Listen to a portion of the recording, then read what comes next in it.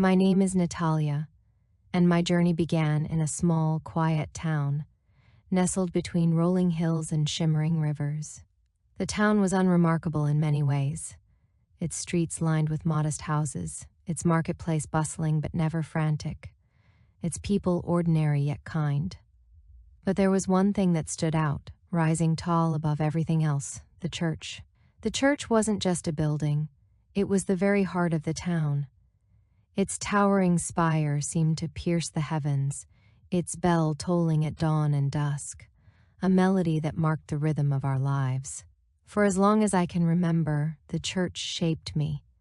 I was raised in its shadow, its teachings ingrained in the very fabric of my being. From the moment I could walk, I was at Mass every Sunday, surrounded by the voices of the congregation rising in hymn. I remember the scent of the polished pews, the flickering candles at the altar, and the solemn gaze of the priest as he delivered his sermon.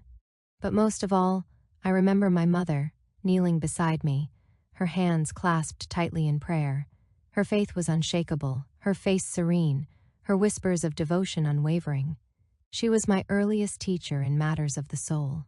As a child, I wanted what she had. Not the hymns, not the rituals, but the certainty, her absolute conviction in something greater than herself. Even before I fully understood what it meant, I felt a yearning within me, a pull toward the divine. It was an ache that grew stronger with each passing year, urging me toward something I couldn't quite articulate. My parents, devout and dedicated, nurtured this longing. They encouraged me to pray, to read scripture, to live a life that mirrored the teachings of Christ. And I did. But the longing wasn't just about following rules or tradition. It was about connection, an unbreakable bond with God Himself. It was about the deep need to be part of something eternal, something transcendent. As I grew older, this longing solidified into a purpose. By the time I was a teenager, my future wasn't a question, it was a certainty. While my classmates dreamed of college, careers, and travels to far-off lands, my dreams were simple yet profound. I wanted to dedicate my life to God, to become a vessel for His work. The convent became my ambition, the only path that made sense to me. It wasn't a decision born out of rebellion or fear of the world outside.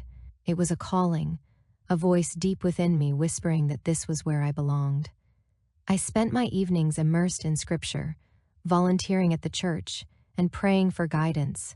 I wasn't interested in parties or romance, things that seemed to consume the lives of my peers. My heart was fixed firmly on a higher purpose. The day I told my parents about my decision was bittersweet. My mother cried, her tears a mixture of pride and worry. She hugged me tightly, her voice trembling as she asked, "Are you certain, Natalia? This isn't an easy life."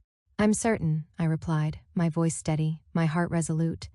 "It's not just what I want, it's what I'm meant to do." Her faith in me never wavered, even as her concern lingered in the corners of her eyes. My father, more reserved, nodded solemnly, offering his blessing without words. They both knew the gravity of what I had chosen, the sacrifices it would entail. But they also knew there was no turning back. The day I stepped through the wrought iron gates of the convent remains etched in my memory. I stood there, suitcase in hand, staring at the stone walls that had sheltered generations of women devoted to God. The towering cross above the entrance seemed to stretch toward the heavens, a symbol of hope and salvation. My heart swelled with a mix of awe and nervousness. This was it, the beginning of the life I had dreamed of, the fulfillment of my calling. The sisters welcomed me with warmth and grace. Their smiles were kind, their words gentle, their presence calming. As I entered the sanctuary of the convent, I felt an overwhelming sense of peace, as though the very air was imbued with holiness. The first few weeks were everything I'd hoped for. The days were structured, purposeful, sacred. We rose before dawn for morning prayers, our voices united in song as the light of the sun seeped through the stained glass windows. The mornings were spent on chores, each act a form of worship, a way to serve both God and the community. Afternoons were dedicated to scripture study, immersing ourselves in the teachings that guided our faith. Evenings were a time for reflection, the chapel bathed in the soft glow of candlelight as we whispered our prayers into the stillness. The rhythm of convent life was soothing, grounding, It felt like stepping into a realm untouched by the chaos of the outside world. Each prayer, each hymn, each shared meal brought me closer to God. The chapel, with its ancient wooden pews and the flickering warmth of its candles, became my sanctuary, a place where I could feel His presence more vividly than ever before. I didn't miss the world I had left behind. The distractions, the noise, the endless pursuit of material things, they felt insignificant in the face of this divine calling. The convent was my home, my purpose, my everything. But even amid the peace and devotion, there were moments of doubt that whispered at the edges of my mind. At first, they were fleeting, easily dismissed, small questions, subtle unease. Was I strong enough for this life? Could I truly commit myself to something so vast, so eternal? These thoughts were frightening, but I told myself they were natural. Tests of faith, challenges to overcome. I knelt in prayer each night, asking God for strength, for guidance, for clarity. And each morning, I rose with renewed resolve, ready to face whatever lay ahead. The sisters were my family, the convent my refuge, God my guiding light. Or so I thought. From the moment I could understand what it meant to have faith, I knew it would shape my life. Yet, it wasn't until my teenage years that my path truly began to take form. By then, my name, Natalia, had become a common whisper among members of our church community. That girl, they would say, is destined for something special. My devotion, they claimed, went beyond that of most others my age. What they didn't know was that it wasn't a matter of choice, but of necessity. For me, faith wasn't something I practiced. It was the air I breathed, the very foundation of my being. My days were a continuous dance with the divine. Every morning, I would sit by my bedroom window, letting the soft glow of dawn brush against my skin, and I would pray. Not just with words, but with my whole heart. I didn't pray for material things or personal successes. I prayed for clarity, for strength, for the courage to follow God's will wherever it might lead me. And as I prayed, I felt an unmistakable presence, as if God Himself were whispering promises of purpose and belonging into my soul. The moment I first voiced my intention to join the convent is seared into my memory. It was an ordinary evening, my mother stirring a pot of stew on the stove, my father reading his paper in the corner. But the words I spoke transformed it into something extraordinary. "I've made my decision," I announced, standing straighter than I ever had before. "I'm going to dedicate my life to God. I'm going to become a nun." My mother stopped stirring, the wooden spoon in her hand suspended midair as if frozen by my declaration. She turned to look at me, her expression a mixture of pride and sorrow. "Natalia," she said softly, "are you certain? This isn't a decision to be taken lightly." "I am certain," I replied, my voice unwavering. "This is my calling." My father lowered his paper, peering at me over the rim of his glasses. His gaze was thoughtful, almost searching, as if trying to find the words to convey his emotions. When he finally spoke, his tone was steady but tinged with concern. "If this is what you feel in your heart, then we support you. But remember, Natalia, a life of faith is not an escape, it is a commitment." I nodded, absorbing his words. They weren't new to me. In fact, they echoed my own thoughts. I wasn't choosing the convent because I wanted to hide from the world. I was choosing it because I believed it was the highest form of service I could offer. Word of my decision spread quickly through our small town, and the reactions were as varied as the people themselves. Some admired me, applauding my courage and conviction. Others pitied me, lamenting what they saw as a life of sacrifice and deprivation. Still, others were skeptical, questioning whether someone so young could truly understand the weight of such a choice. I didn't let their doubts shake me. I knew who I was, and I knew what I was meant to do. The months leading up to my departure were a whirlwind of preparations, physical, emotional, and spiritual. I spent countless hours in prayer, asking God to guide me and affirm my decision. Each prayer brought me a sense of peace, as if the very act of speaking to Him was an embrace that filled the empty spaces within me.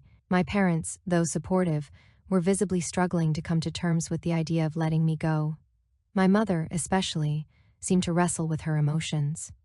She would often linger in the doorway of my room, watching as I packed my belongings, her eyes glistening with unshed tears. "Natalia," she said one evening, her voice trembling, "you'll always have a home here, no matter where God takes you. "I know, Mama," I replied, setting down the rosary I was holding to embrace her. "But this is what I need to do. This is where I'm supposed to be." Her arms tightened around me, and in that moment, I realized just how much my decision was costing her. Yet, she never once tried to dissuade me. Her faith, like mine, was steadfast, and she trusted that God's plan for me was greater than any personal grief she might feel. The day of my departure arrived sooner than I had anticipated. The morning was quiet, the kind of stillness that feels sacred, as if the world itself was holding its breath.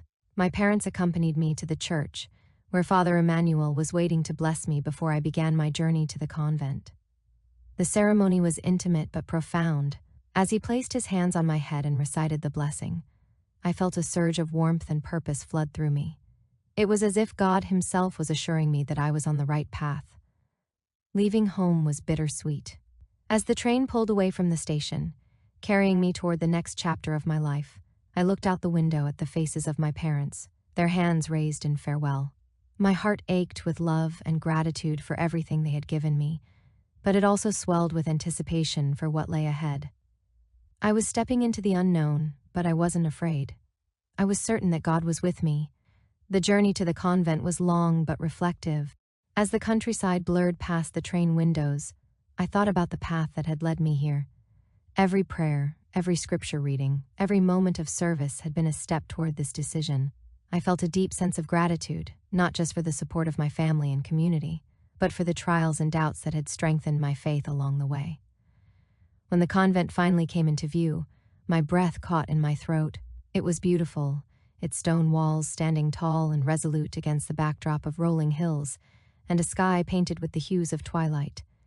The cross atop its spire seemed to touch the heavens, a beacon of hope and holiness. As the gates creaked open to welcome me, I felt a profound sense of belonging.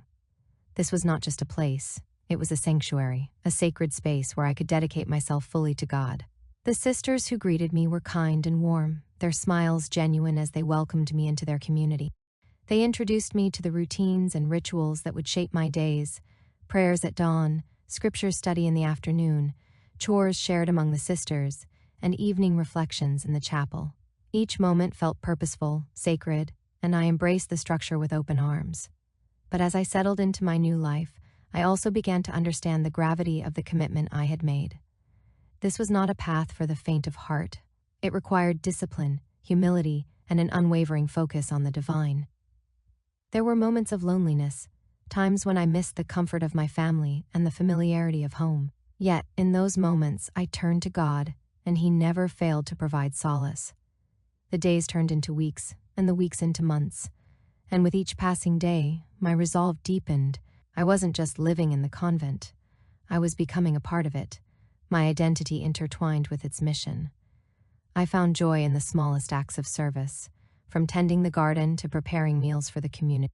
Each task, no matter how mundane, was an offering to God.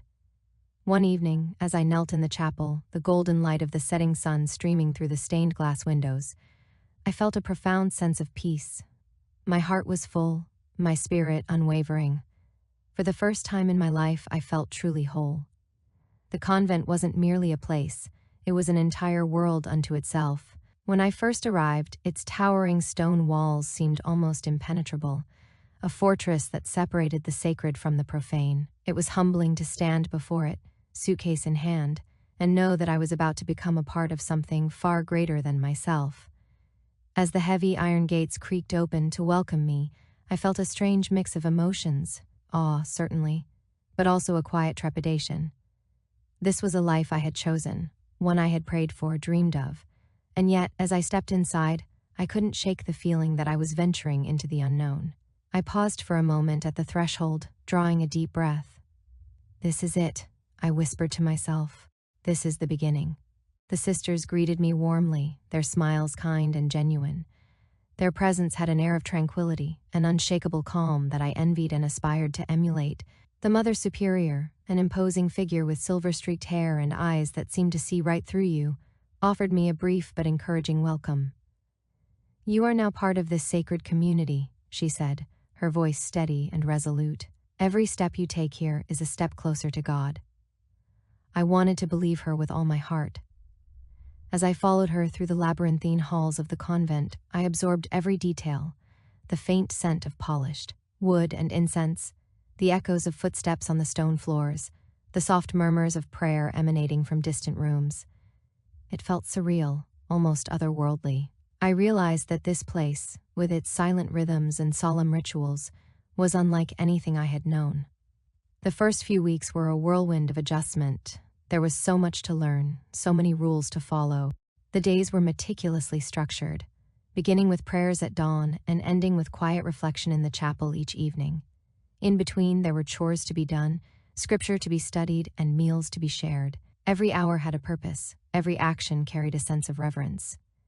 At first, I struggled to keep up. The early mornings tested my endurance, and the silence that often enveloped the convent was disconcerting. I wasn't used to such stillness. It made me aware of every thought, every doubt, every hope that lingered in my mind. Yet, as the days turned into weeks, I began to adapt. The structure that had seemed so rigid now felt comforting, grounding. It gave me a sense of belonging, of being part of something divine. The chapel quickly became my favorite place. It was the heart of the convent, a space where time seemed to stand still. Its stained glass windows depicting scenes from the life of Christ cast vibrant colors across the stone walls as sunlight streamed through them. The altar, adorned with candles and flowers, exuded a quiet majesty. Every evening, as I knelt there in prayer, I felt a profound connection to God, a warmth that filled my chest and spread through me like a gentle embrace. I wasn't alone in feeling this way. The other sisters spoke of similar experiences, describing moments of divine clarity and peace. Their stories inspired me, reminding me that faith was not just a solitary journey but a shared one. We were bound together by our devotion, by our commitment to serve something greater than ourselves. But the convent wasn't all solemnity and silence. There were moments of joy too, laughter shared during meals, songs sung during special services, friendships forged through shared experiences. I quickly grew close to Sister Maria, a kind-hearted woman with a penchant for storytelling. She had a way of making even the most mundane tasks feel meaningful. Every act, she once told me as we swept the courtyard, is an act of love if you do it with the right intention. Her words stayed with me, shaping how I approached my days. I began to see the beauty in the smallest things: a smile exchanged during morning prayers, the crispness of the air as we worked in the garden, the soft flicker of candlelight in the chapel. Each moment felt sacred, a reminder that God was present in all things. Yet, as I settled into this new life, I also became aware of its challenges. The convent, like any community, was not without its flaws. There were rules that sometimes felt arbitrary, traditions that seemed more about preserving the past than nurturing the present.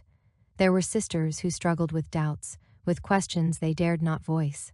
I too had moments of uncertainty, wondering if I was truly worthy of the life I had chosen. One evening, as I sat alone in the chapel, I found myself wrestling with these doubts. The day had been long, filled with endless tasks that left me feeling drained and disconnected. I knelt before the altar, clasping my hands together, and whispered a prayer. God, am I on the right path? Am I doing what you want me to do?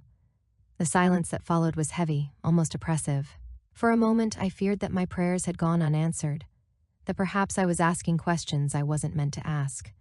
But then, in the stillness, I felt a flicker of warmth, a reminder that faith was not about certainty but about trust. As the weeks turned into months, I grew more attuned to the rhythms of convent life. I learned to embrace the silence, to find solace in its quiet depths. I discovered strength in the community, in the shared prayers and rituals that bound us together. And I found joy in the acts of service that defined our days: preparing meals, tending to the garden, caring for those who came to us in need. Through it all, I began to understand that the convent was not just a sanctuary, it was a mirror, reflecting both the light and the shadows within me. It revealed my strengths, my weaknesses, my capacity for love and for doubt. It challenged me to grow, to seek God not in the perfection of rituals, but in the imperfection of humanity. The sacred sanctuary was more than a place. It was a journey, one that pushed me to my limits and brought me closer to the divine in ways I could never have imagined. As I knelt in the chapel each evening, the golden light of the stained glass painting patterns across the walls, I felt a profound sense of peace. This was my home, my purpose, my calling. And yet, deep within me, a question lingered, a quiet whisper that I wasn't ready to face. It asked not if I was on the right path, but if the path itself might lead somewhere unexpected. It was a question I would carry with me, a seed of doubt that would one day grow into something transformative. At first, the convent's serenity had enveloped me like a warm, inviting blanket.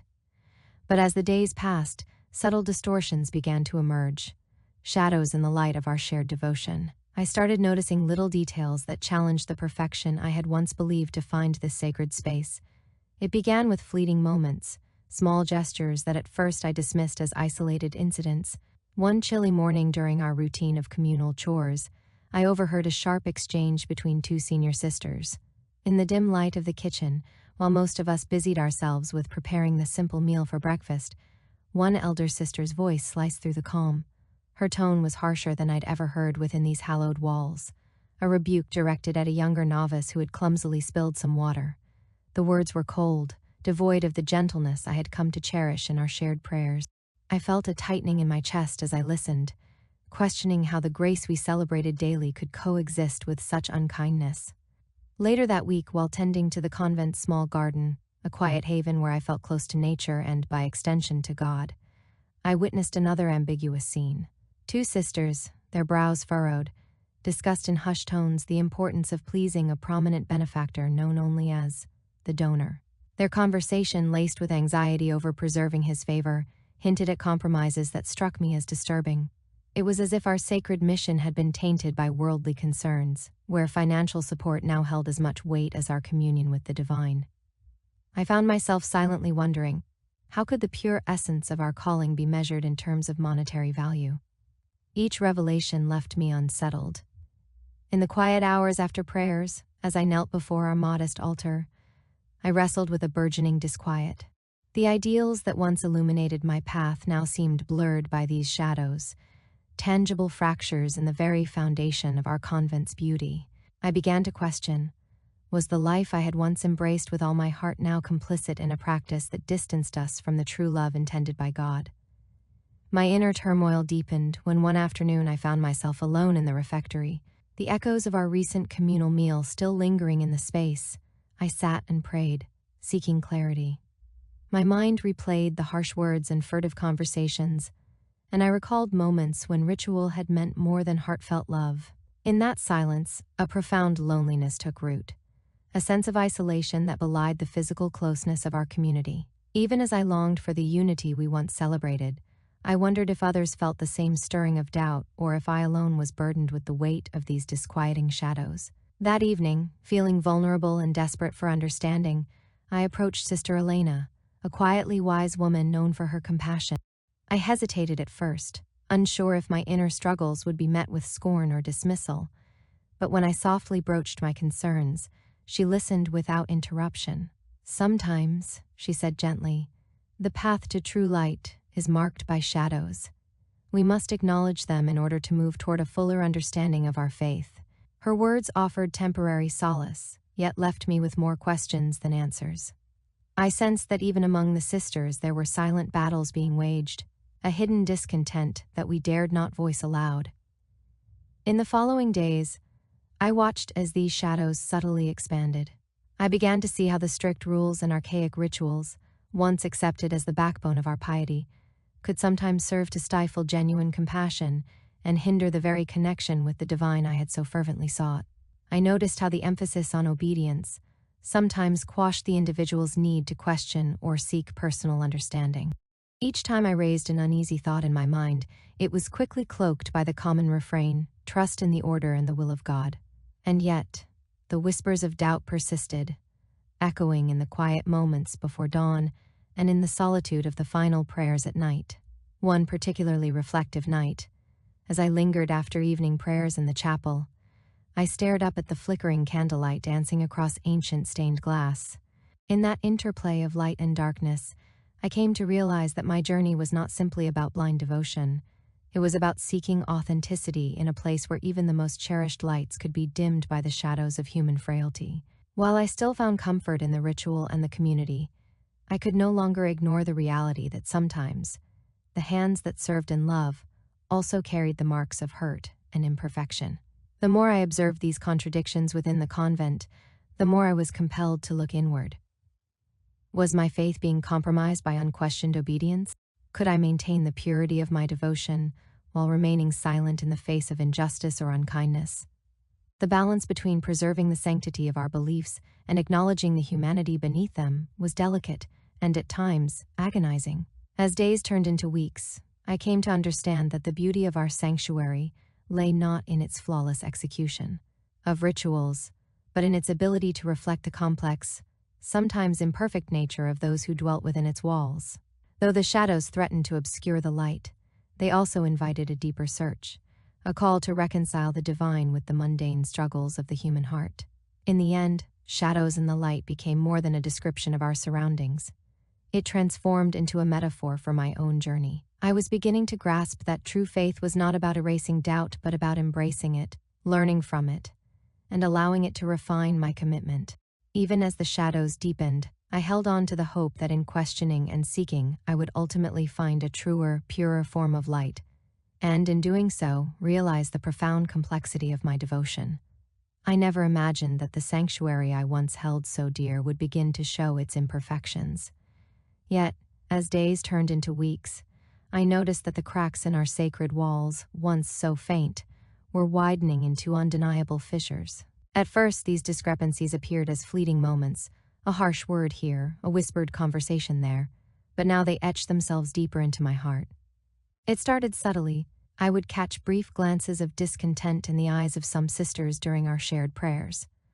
Their smiles, usually so warm, sometimes faltered as they exchanged silent looks of resignation. I began to wonder if beneath their calm facades lay doubts similar to mine. These fleeting moments of unease soon multiplied into more persistent, unsettling signs. One morning during our communal chores, I found myself in the dim light of the refectory when I overheard a conversation that chilled me. Two senior sisters quietly discussed administrative matters, details of a forthcoming audit on our funding, and the need to secure another donor by any means necessary. The air was heavy with tension, and the words they exchanged seemed far removed from the altruistic language of our mission. How could the sacred purpose we celebrated so fervently be so intertwined with these worldly concerns? Their pragmatic conversation, laced with furtive undertones of financial survival, left me questioning whether our devotion had become tainted by earthly interests. Later that day, as dusk settled and I found solace in the quiet of the chapel, I replayed the incident in my mind. The warmth I had once felt while praying now faltered under the murmur of doubts. I began to sense a deeper division, the strict, unyielding tradition we clung to versus the subtle but persistent yearning for a more compassionate, inclusive practice of faith. The rituals that once animated our days were now, at times, performed out of habit rather than heartfelt devotion. The turning point came during one of our weekly assemblies. I recall the sterile, controlled atmosphere. Sisters gathered in orderly rows, voices rehearsed, the ancient mantra of obedience repeated like a lifeline to our past.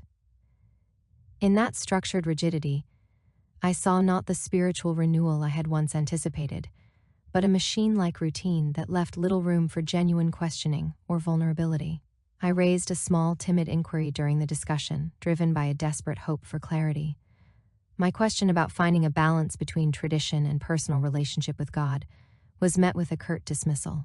The response was a reminder that deviation from established norms was not welcome. Every question was to be neatly tucked away in the name of order. I felt an isolation I had not known before, a loneliness that wasn't just the absence of familiar faces, but the silence that followed my unspoken doubts. In the quiet hours of the night, as I lay in my narrow cell, I wrestled with the growing dissonance. I began to understand that the institution I had once seen as an unblemished refuge was, in fact, a living, breathing being, flawed as any human heart. The rigidity and the unyielding obedience required in the convent were slowly eclipsing the compassionate essence of the faith I cherished. One afternoon, while taking solace in the modest garden behind the convent, I encountered Sister Margaret once more. She was pruning the rose bushes, a task she performed with a careful tenderness that belied the severe tone she sometimes adopted in public. I hesitated, then broached the subject softly. "Sister, do you ever feel that we are losing sight of what brought us here?" Her eyes, tired yet kind, met mine for a long moment before she answered in a near whisper. Sometimes, Natalia, the weight of our traditions can choke the very love we seek. There are cracks in our belief, and if we ignore them, they may grow too wide to mend. Those words struck me with a mix of sorrow and relief. It was as if she had acknowledged, at least in hushed confidences, that the convent was not immune to the murmurings of doubt and the imperfections of the human spirit. In the following weeks, I found that my internal struggle was shared by others, albeit silently. Glances exchanged in quiet corridors, furtive exchanges over shared tasks, and a few hesitant confessions during private moments revealed that many of us were beginning to see these cracks too. The routine I once found so comforting now felt like a cage, one that hid the truth of our collective vulnerability behind a mask of unwavering obedience. The more I observed these contradictions, the more I understood that there was an intrinsic tension between the ideal of a flawless spiritual sanctuary and the messy, often painful reality of human nature. Each day, I grappled with the conflict between my unwavering desire to serve God and the growing realization that our institution, with its strict ordinances and unyielding rituals, might be straying from the true essence of compassion. It was as if the concrete walls around us, meant to symbolize protection and devotion, were crumbling from within, under the weight of unmet expectations and unspoken sorrows. Standing at the threshold of this new awareness, I could no longer ignore the uncomfortable truth. The cracks were no longer isolated, they were widening, threatening to fracture our collective faith. I found myself at a crossroads where blind obedience began to clash with the need for authenticity, a call to reconcile the distant ideals of our tradition with the immediate human need for understanding and kindness. In those quiet moments, I felt the stirrings of a deep internal revolution. The light that once shone so purely in my heart now battled with the encroaching shadows of doubt and disillusionment. I knew then that if I was to remain true to my calling, I could not simply ignore these widening cracks. They demanded to be faced, questioned, and ultimately embraced as part of the complex tapestry of my faith. In the midst of growing doubts and the widening cracks in my once clear faith, I gradually came to realize that the answers I sought would not come from quiet acceptance. Instead, they demanded that I reach deep within myself, a search that would be both painful and illuminating. Every day, waking before dawn to the hushed solitude of the convent, I began to sense that sometimes the true call of God isn't to reaffirm what we already know, but to invite us into a process of rediscovery. I was reaching for clarity, long and desperately, in a place where even my prayers seemed to echo with uncertainty.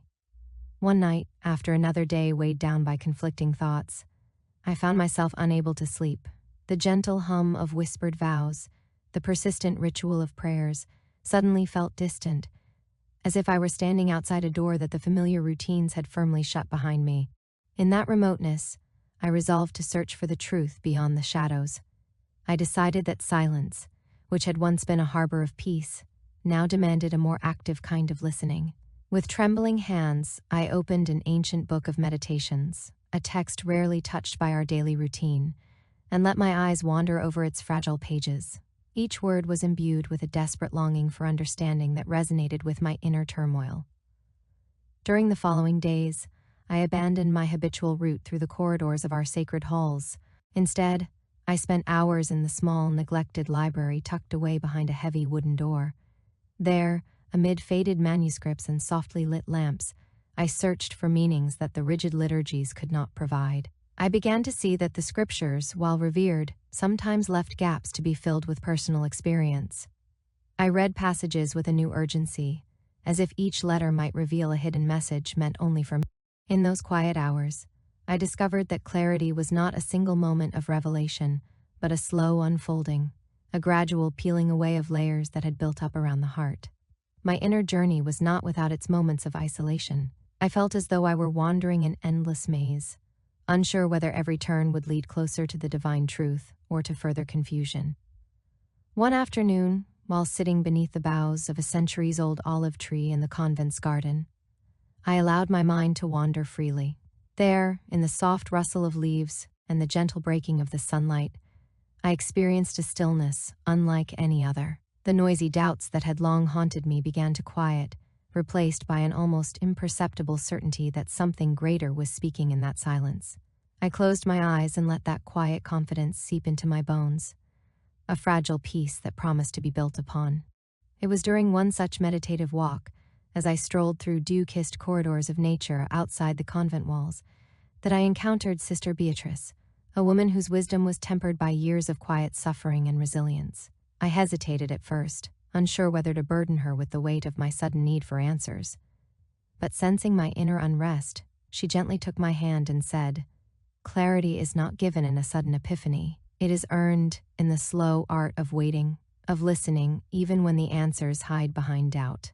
Her words resonated deeply within me, and I realized that my struggle was not a sign of weakness, but a necessary passage in my spiritual evolution. That day, I began to understand that reaching for clarity meant embracing vulnerability and accepting that sometimes the most important questions had no ready answers. Every night thereafter, I dedicated time to reflective solitude. In the quiet sanctuary of my modest room, I meticulously wrote down my thoughts, fears, and moments of inexplicable hope. I filled countless pages with queries directed not to an abstract idea of God, but to the very essence of my being. Over time, these pages became a record of my journey, a map of the winding path from doubt toward a more genuine encounter with the divine. The act of writing itself became a prayer, a tangible connection to the elusive clarity I so craved. As the weeks passed, I began to notice small shifts within me. The heavy burden of unspoken questions lifted with each honest admission of uncertainty. Where I had once seen only stark divisions and empty rituals, I now glimpsed the tender interplay between darkness and light. I recognized that the imperfections of our institution, the rigid boundaries enforced by human hands, were not antithetical to faith but reflective of our shared humanity. In embracing that truth, I felt a subtle transformation, a reawakening of the spiritual clarity that had always resided within me, waiting to be acknowledged. One chilly early morning, after a night of deep reflection and fervent prayer, I awoke with a profound sense of calm that I had never experienced before. It was as if the constant noise of internal conflict had finally quieted, replaced by a steady, reassuring pulse of understanding.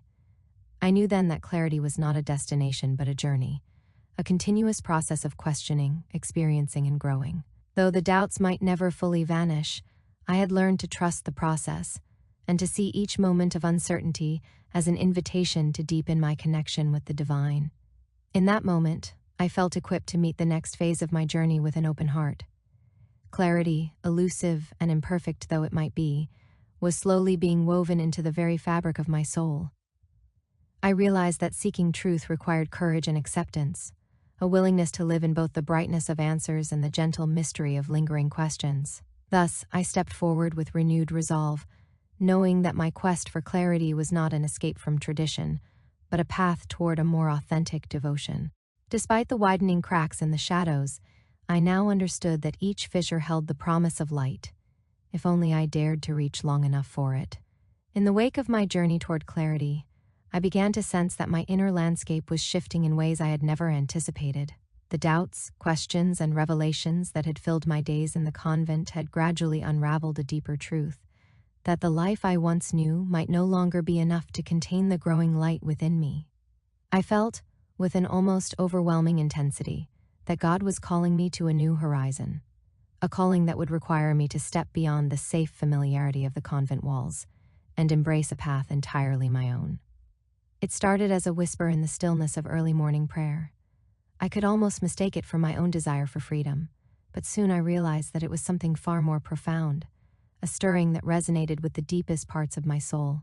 As I knelt in the chapel, the golden light filtering through stained glass, I felt an unmistakable pull, a gentle urging that beckoned me to look outward, beyond the structure and ritual that had once defined my devotion. At first, the thought of leaving frightened me. I had built my identity around the rhythms of prayer, shared meals, and the collective sense of belonging that the convent provided. Yet, as time passed and the persistent whisper grew stronger, I began to see that my path was evolving. It was as if each day I grew a little more aware that while the convent had nurtured my faith, it might also be limiting the very authenticity I craved. I recalled Sister Beatrice's words, the idea that clarity and understanding are not found solely in the quiet obedience of ancient rituals, but in the active, sometimes messy, pursuit of truth. One breezy afternoon, I found myself wandering the convent's garden, lost in thought amid the scent of blooming roses and the quiet hum of life beyond stone corridors. The garden, once a symbol of the convent's beauty and order, now echoed with possibilities I could barely articulate. I began to wonder if perhaps my calling was not to deepen my devotion within these walls, but to take that devotion into the world, where love and compassion could be expressed in unpredictable, real-life moments. I envisioned a life where my prayers were not confined to a solitary cell or a hallowed chapel, but manifested in acts of service among people, helping those in need, comforting the brokenhearted, and offering hope where it was desperately required.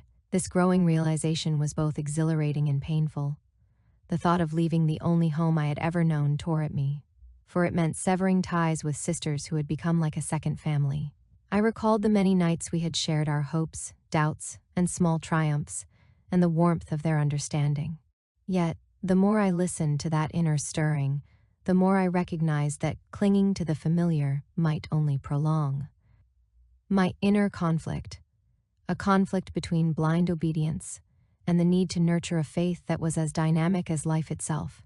One cool evening, as twilight settled over the convent like a soft, reflective veil, I sought counsel from Sister Maria, the gentle soul whose stories had always inspired me. In the quiet of her modest room, I confessed the tumult that churned within me. "I feel as if God is calling me to something beyond these walls," I admitted, my voice trembling with both fear and hope. She listened intently, the lines on her face deepening with every word. After a long pause, she spoke in a hushed, measured tone. "Natalia, the heart often whispers truths that reason cannot dismiss. Our lives are not meant to be static. If your spirit longs to spread its wings, perhaps it is time to listen. A new calling may be essential for growth, even if it means venturing into uncertainty." Her words validated my restless spirit, and that night, as I lay awake in solitude, I prayed with a fervor I had never before known.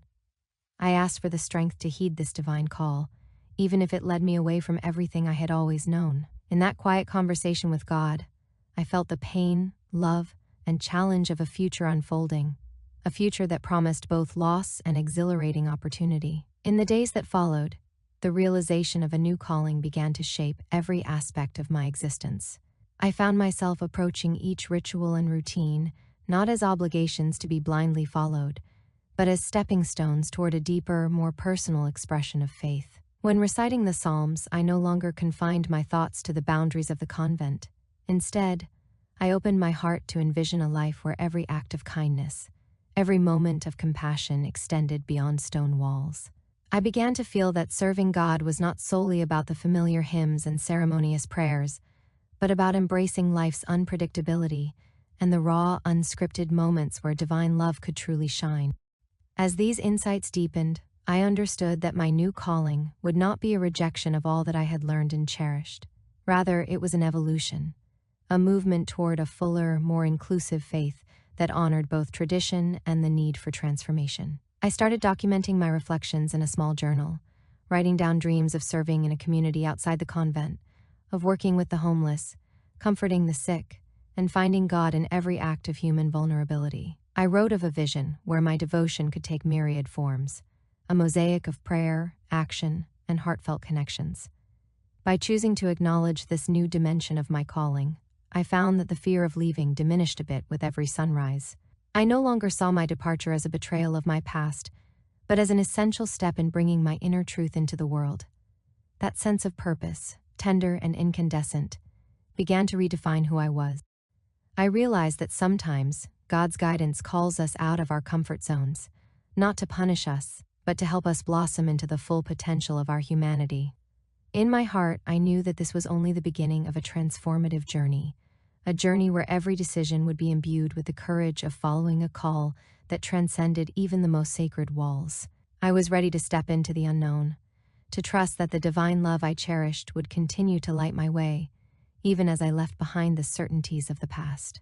When I finally stepped out of the familiar stone corridors of the convent and into the wider, often chaotic world, I felt both the exhilaration of newfound freedom and the weight of responsibility on my shoulders. The calling that had stirred within me for so long had now transformed into tangible purpose, a clear, urgent mandate to serve those whose voices often went unheard. This was my moment to put my faith into action. At first, the transition was jarring. Gone were the measured rhythms of dawn prayers and hushed recitations of scripture. Instead, I found myself immersed in the vibrant, unpredictable tapestry of everyday life. I began volunteering at a local shelter, a modest establishment tucked away in a bustling part of town, where warmth and compassion were often in short supply. Here, I encountered people from all walks of life, the downtrodden, the disillusioned, and the forgotten. Each of them carried stories of loss, struggle, and hope that resonated deeply with me. My days at the shelter were filled with acts of service that challenged me in unexpected ways. I learned to cook nutritious meals from scratch, stripping away any remnants of condescension to serve those in need. I spent hours comforting individuals who felt abandoned by society, listening intently to their stories, and offering what solace I could. In every humble task, I discovered that faith was not confined to silent halls or venerable rituals. It was alive in every gesture of kindness and every moment of genuine human connection. One particularly poignant afternoon, as I helped prepare a communal meal, I met a middle-aged man named Thomas. He had lost everything to addiction and poverty, yet his eyes shimmered with an inner light that defied his circumstances. Over time, as I sat down with him during a shared moment of quiet conversation, I realized that God often worked through those who had experienced the deepest of pains. Thomas spoke of his failures, his regret, and yet his unwavering hope for redemption. His words stirred something within me, a realization that each soul, regardless of its scars, was capable of immense beauty and resilience when given the space to heal. My heart swelled with gratitude. I understood that every act of compassion was a small step towards restoring the sanctity of a broken world. Apart from the shelter, I reached out to the community's other hidden corners. I organized weekend food drives, visited hospitals with baskets of fruits and flowers for patients, and even started a modest outreach program in a nearby neighborhood that had long been neglected by mainstream institutions. In these endeavors, I was not merely practicing charity, I was living the very essence of my faith. Every smile I received in return, every whisper of thanks, reinforced the truth that love, unconditional and transformative, was the purest form of devotion. Yet, as I immersed myself in these acts of service, I also encountered resistance from within.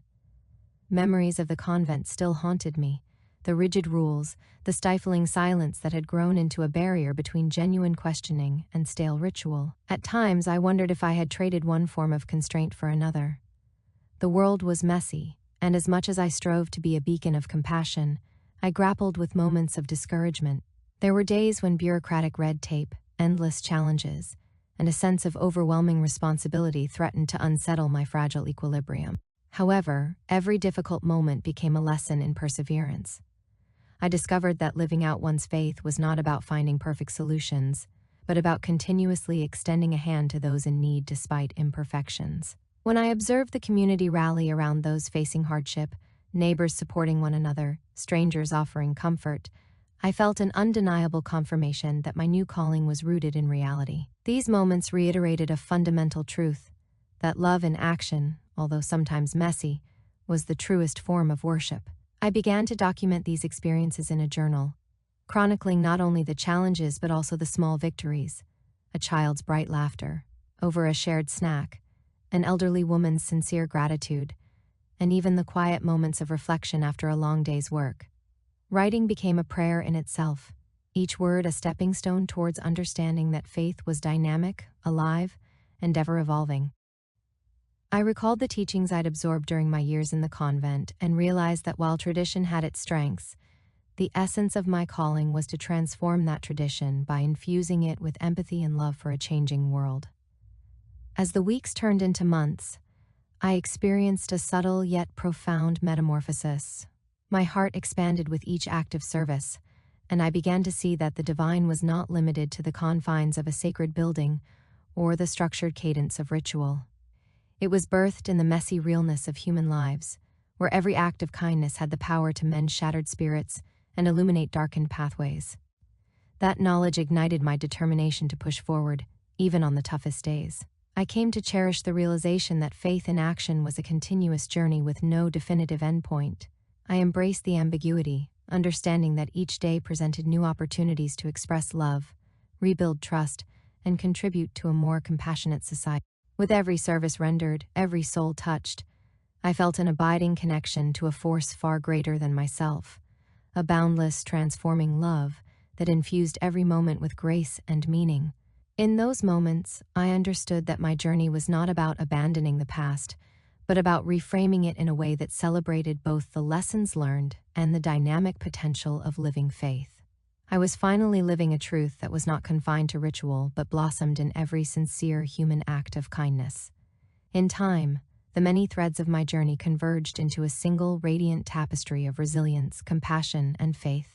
As I stood at the crossroads of my past and future, I realized that my path had led me here, to a place of profound understanding that transcended ritual, dogma, and institutional boundaries. I had come to see that God's love was not confined to stone walls or meticulously prescribed prayers, but was vibrant and boundless, living in every act of kindness, every act of defiance against despair, and every gentle gesture of hope. I began to notice that the wounds and doubts I had carried from my days in the convent had mended over time, not by erasure, but by being transformed into sources of deeper understanding. The imperfections that once plagued me became the very catalysts for change, an invitation to embrace life as a beautifully evolving process. I had learned that grace was not an abstract state to be achieved someday, but a daily practice of forgiving, of letting go, and of giving oneself wholeheartedly to others, even when the world seemed chaotic. My work in the community had become both my teacher and my solace. I recalled the faces of those I had met, the quiet determination of a single mother, the effortless warmth of an elderly man whose eyes shone with quiet gratitude, the resilient laughter of children who played in streets that once held only desolation. Each encounter affirmed that love had the capacity to overcome the rigid boundaries of prejudice and despair. In their smiles and shared moments of vulnerability, I saw the reflection of a higher truth, a truth that whispered with gentle insistence that God was found in every human heart. Every day, I continued to document my journey in my journal. I filled pages with stories of small miracles, the spontaneous kindness of a stranger, moments when burdens were lightened simply by a shared word of comfort. Writing became my meditative ritual, a way to acknowledge both the darkness that had once seemed so overwhelming and the brilliant light that emerged in its wake. I learned that vulnerability was the soil in which boundless grace could take root, and in that vulnerable space I found the courage to be authentically myself. In the quiet evenings, as I sat on the worn steps of a community center, my newly adopted sanctuary, I would watch the sky shift from the muted pink of dusk to the infinite navy of a starlit night. There was a comforting rhythm in that daily demonstration of nature's wonders, a reminder that life was a series of transformations, each as inevitable and beautiful as the next. I realized that, like the shifting heavens, my own spirit was in constant metamorphosis. No longer confined by the strictures of my former life, I embraced living with a heart open enough to experience both joy and sorrow in equal measure. I also learned to see the echoes of my past with a compassionate eye. The convent, with its rigid rules and well-intentioned yet sometimes stifling order, remained a cherished chapter in my story, a necessary stepping stone that taught me discipline, humility, and the importance of community. But now, accompanied by the lived experience of serving in the messy, unpredictable world outside, I understood that my soul was not meant to be contained within any institution. True faith, I discovered, was an ever-expanding horizon, inviting us to take risks, to love fiercely, and to constantly renew our commitment to those who needed it most. In conversations with fellow volunteers, I found that many carried similar burdens and hopes. Our discussions, often held over steaming cups of tea in a modest kitchen, wove a rich narrative of shared dreams and honest admissions of pain.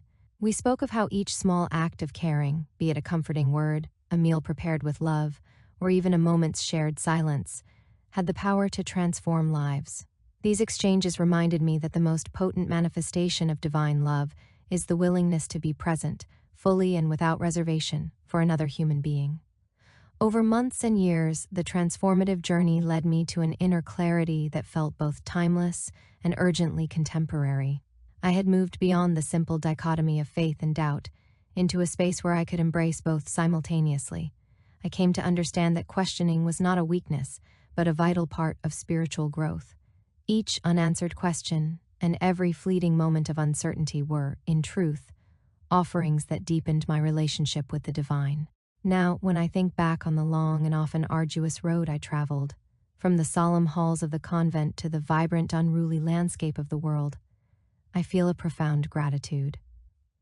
I am no longer defined by the boundaries of any institution, but by the immeasurable, loving energy that flows through all of us. In that realization, I discovered something truly liberating, a boundless grace that knows no limits, a love that is as expansive and transformative as the universe itself. As I continue forward, I carry with me the lessons of every encounter, every tear shed, and every moment of quiet reflection. My journey is not complete, and I know that more challenges and wonders lie ahead. But with each sunrise and each act of love, I am reminded that faith is a living, evolving thing, an endless journey that invites us all to live with courage, compassion, and an open heart. And in that journey, I have found the grace to be whole,